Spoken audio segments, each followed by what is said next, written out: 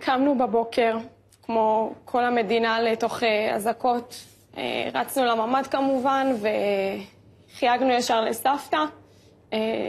סבתא רגילה לאזעקות. דיברנו איתה, היא וידאה שאנחנו בממ"ד. אנחנו וידאנו שהיא הולכת לממ"ד. שאלנו אותה אם יש איזושהי בשורה, חריגה שעדכנו אותם, חוץ מזה שיש אזעקות, כי בדרך כלל יש להם עדכונים הרבה יותר מפורטים, והיא אמרה שכרגע זה בבדיקה. ניתקנו את הטלפון, נכנסנו לממ"ד, וברגע שיצאנו מהממ"ד, דודה שלי התקשרה לאמא בצרחות, תפתחו את הפייסבוק, תפתחו את הפייסבוק. אמא לא הצליחה בכלל לפתוח, רעדה בכל הגוף שלה.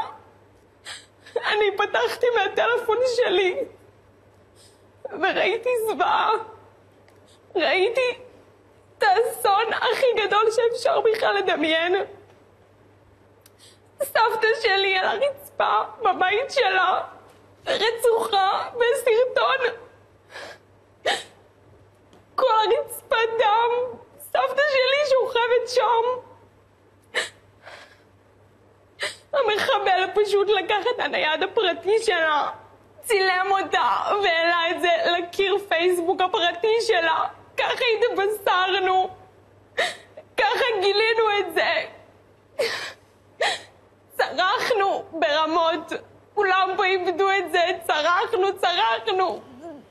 זה מראות הכי קשים שאפשר בכלל לדמיין ולהריץ לעצמך בראש. פשוט זה לא עוזב אותנו עד עכשיו, זה לא יעזוב אותנו בחיים.